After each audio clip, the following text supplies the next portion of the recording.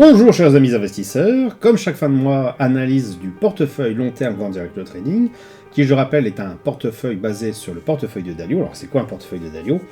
Eh bien donc c'est une répartition comme ce qui apparaît à l'écran, donc 30% du capital en actions, 55% du capital en obligations à peu près à part égale entre les obligations long terme et les court terme moyen terme, et le reste en matières premières, à moitié entre l'or et les matières premières, on va dire en dehors de l'or, les matières premières industrielles.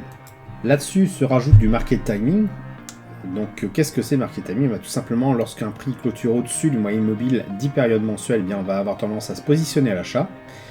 Et bien sûr, il faut que cette moyenne mobile soit croissante. Si cette moyenne mobile est décroissante et qu'on clôture en dessous, on va plutôt être en mode je reste à l'écart. Et enfin, dans tous les autres cas de figure, soit on reste en position si on est déjà positionné avec le nombre d'actions suffisant par rapport à la répartition que vous avez devant les yeux, soit eh bien, tout simplement on décide de ne plus rajouter au pot dans le cas où on n'aurait pas encore atteint la répartition.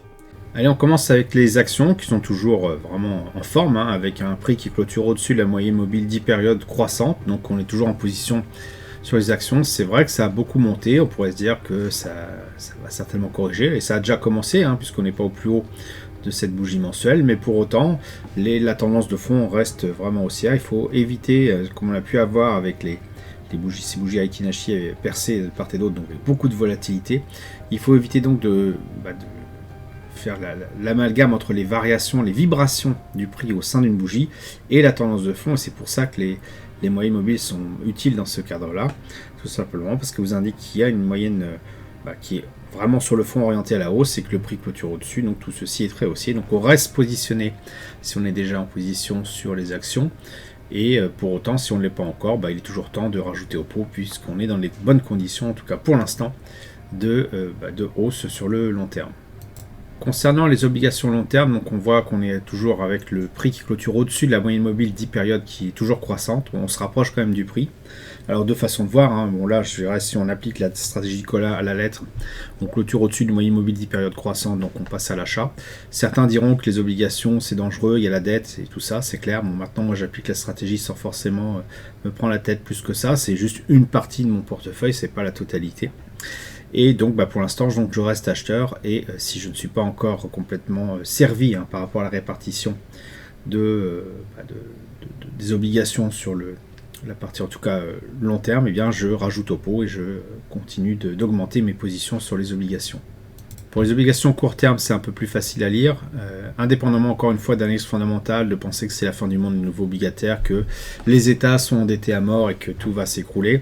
Pour l'instant, on constate que les obligations, en tout cas sur le court terme, sur le graphique que vous voyez à l'écran, clôture en mensuel au-dessus de moyenne mobile 10 périodes croissantes, et donc il n'y a pas lieu de penser que pour l'instant on est en tendance baissière sur les obligations, même si on a une belle dégringolade. Mais là encore, la méthode du Koala vous a indiqué quand sortir, c'est-à-dire à peu près ici, et vous a évité d'être positionné lorsque tout s'est cassé la figure. Et là, après chaque cassage de figure, si je puis dire, il y a forcément une reprise. Cette reprise va peut-être pas durer, on n'en sait rien. Pour l'instant, on en profite. Et donc, si vous êtes entré en position, par exemple ici, vous voyez, vous avez un léger gain. Effectivement, si vous êtes entré en position là, vous êtes en légère perte. Maintenant, ce qu'il faut voir, c'est que c'est un portefeuille équilibré et que c'est pas du trading. Donc, on est au-dessus de moyenne mobile 10 périodes croissante. On passe en position à l'achat, on reste positionné sur les obligations, y compris les obligations court terme. Alors pour l'or, là encore, c'est très clair. Clôture au-dessus de moyenne mobile 10 périodes croissantes en mensuel, donc on est toujours positionné à l'achat. Certains esprits chagrins vont dire voilà, si j'avais acheté ici, je serais en baisse. Effectivement, mais là, ce que vous faites, c'est du trading. Ici, on se positionne chaque mois, rajouter une petite couche tant qu'on n'a pas atteint notre quota, notre répartition qui est de 7,5% du portefeuille sur la partie or. On continue de rajouter au pot et on reste positionné tant qu'on n'a pas un signal de retournement, et pour l'instant on en est très très loin, donc on reste toujours positif sur l'or. Enfin, les matières premières industrielles, donc on confirme ce qu'on avait commencé à voir le mois dernier, à savoir une clôture au-dessus de la moyenne mobile 10 périodes croissante, quelque chose relativement assez clair, donc c'est assez positif ça, puisque ce sont les matières premières qui sont liées à l'industrie. Est-ce que c'est l'industrie de l'armement et qu'on va se foutre sur la gueule avec? J'en sais rien, quoi qu'il en soit. Le graphique nous indique que c'est intéressant de se positionner et d'être positif, en tout cas sur le long terme, pour l'instant sur le graphique des matières premières industrielles, donc le BRES, qui correspond normalement à 7,5% de votre capital si vous suivez la stratégie du Koala. Allez, une petite extension après pour tout ce qui est la partie cash, je vous avais indiqué, donc là normalement il n'y en a pas trop parce que tout est haussier, mais Comment évolue le cash par rapport aux trois monnaies que sont l'euro, le dollar ou le franc suisse. Donc on voit que entre l'euro et le dollar, eh bien finalement, hein, c'est la courbe ici, c'est l'euro-dollar. Eh bien on voit que l'euro est en train de baisser, alors légèrement certes, mais baisse quand même. Donc le dollar est plus intéressant aujourd'hui que l'euro. Qu'en est-il du franc suisse?